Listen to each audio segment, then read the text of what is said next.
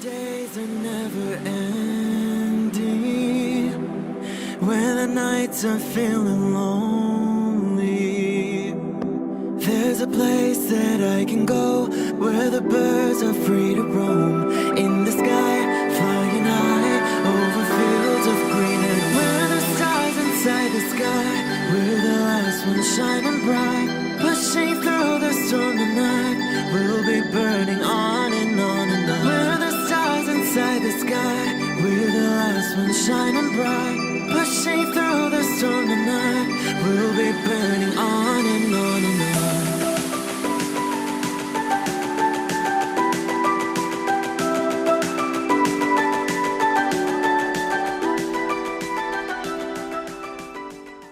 Hello Capricorn, this is Inspire 2016 with your weekly tarot reading for the week commencing the 30th of August until the 6th of September 2021. The first card for you is representing, how do you feel about yourself? Your card is the Queen of Swords. You will meet a female significant figure who is most likely from the air sign, who is stern and composed, and without much feeling. If you are single, she might be someone that you're looking forward to be your partner.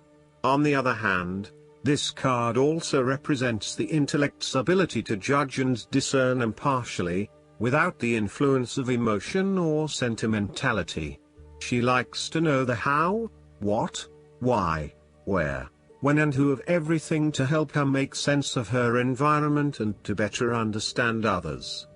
It is not that she does not care about others, but she connects to other people through an intellectual understanding rather than an emotional understanding. The Queen of Swords is a sign that you need to be independent in thought and in judgment. You must use your unbiased intelligence in order to make a judgment of a particular situation, drawing upon every piece of information and fact that you have gathered along the way. Empathy or compassion towards others may distract you from the task at hand, so it is important that you think with your head and not with your heart at this particular time. Do not let emotion get in the way. Rather, use fact and logic to make your decisions. The Queen of Swords also has an innate ability to tell it like it is. She is a quick thinker and highly perceptive, and as such, she can cut through the noise and confusion to get straight to the point.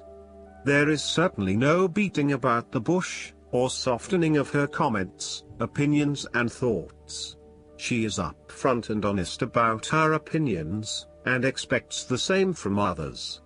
The best way to interact with the Queen of Swords, therefore, is to remain as impartial as possible, and to present your thoughts and opinions concisely and honestly. The second card for you is representing, what do you want most right now? Your card is the King of Swords. What do you want most right now is seeking out the truth and a fair judgment. You need to remain detached and objective in a specific situation, in order to ascertain the truth and seek out only the facts.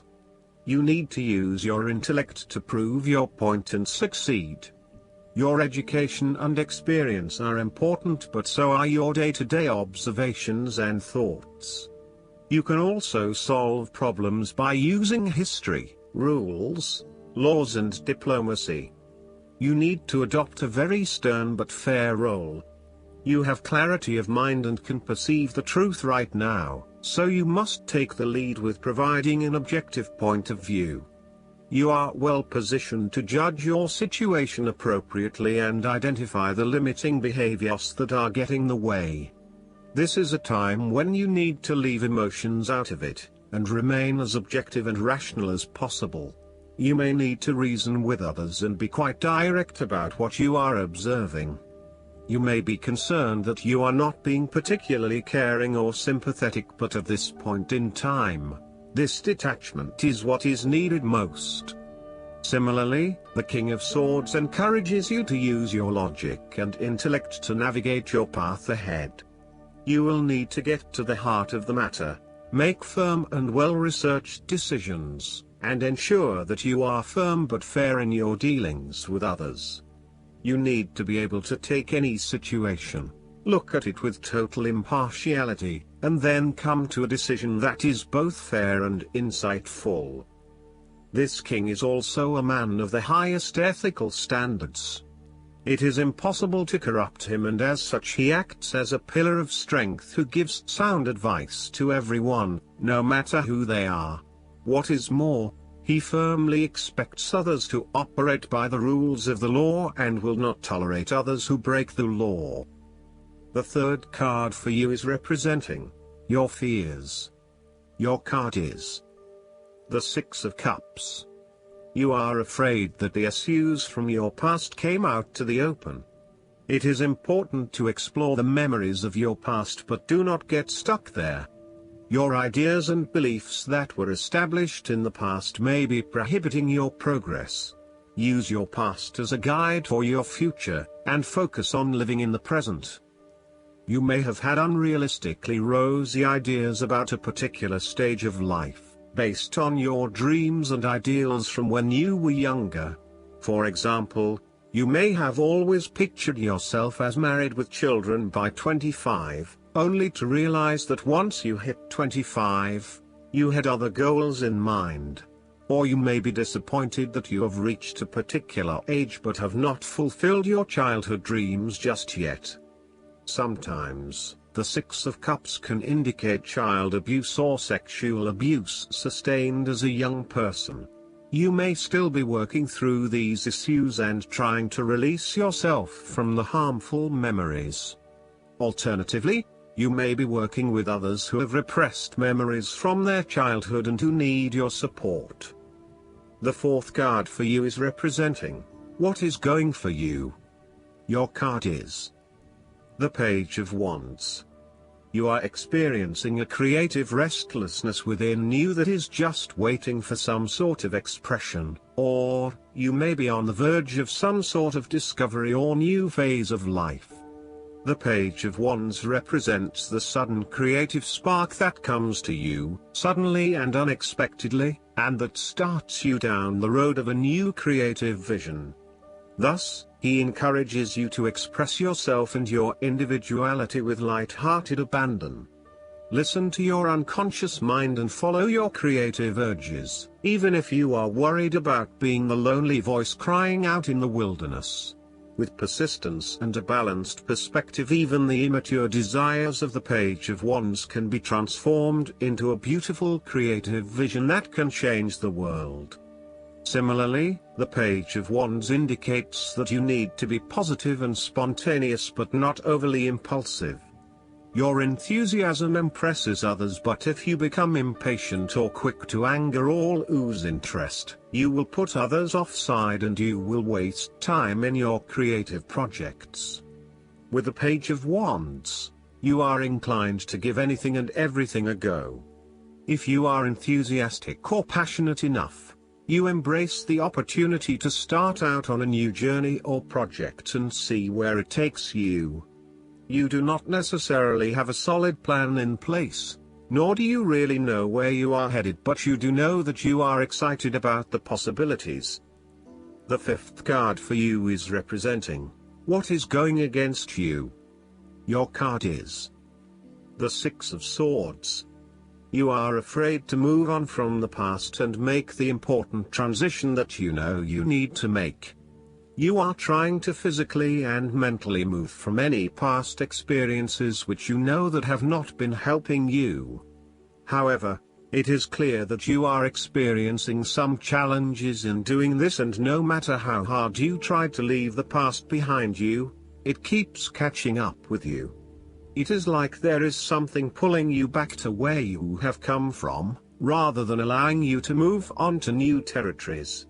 What is hard is that there are a lot of unresolved issues from the past, which you had hoped you could just leave behind you, but they keep rearing their ugly head and preventing you from getting to that new place of being that you really want to be. There may also be moments when you doubt whether you are making the right decision in leaving behind your past, but this card gently encourages you forward, reminding you that you are heading towards a better future. Overall, you are also resisting this necessary transition. Perhaps you feel that it has been forced upon you or that you were not included in the decision to move. For example, your partner may be required to relocate for work and you must go along with him, her. What is important is that you look at the benefits of the transition rather than focusing on the drawbacks, so that even if this transition is out of your control, you can at least look forward to something and get some sort of personal value out of it. In terms of your personal relationship, you have not moved on from a past relationship and are carrying a lot of baggage with you. You need to work hard at leaving this behind you, otherwise it will continue to plague your current and future relationships. The last card for you is representing the likely outcome that you may have. Your card is the Ace of Swords. This is a period of great insight and mental clarity. It signifies a breakthrough or an aha moment where suddenly conscious understanding and mental reasoning reach their peak, and achievement of goals suddenly becomes a lot easier. You have a new understanding of some issue that has been of concern, or, in a broader sense, a new worldview, especially in terms of your love and work relationship. This is a perfect time to clear away the fog that has kept you from seeing the inner truth, so that you can now cut to the heart of the matter. This is also a good time to act, and if you set your mind to accomplishing your goals, you can achieve anything you desire. The Ace of Swords highlights a new idea, inspiration, original thinking and creative vision. It represents a point at which you have a new way of thinking and the energy to go with it. You are excited to pursue new opportunities that draw upon your creative and mental abilities. The Ace of Swords also encourages you to seek out the truth of the matter and to find justice.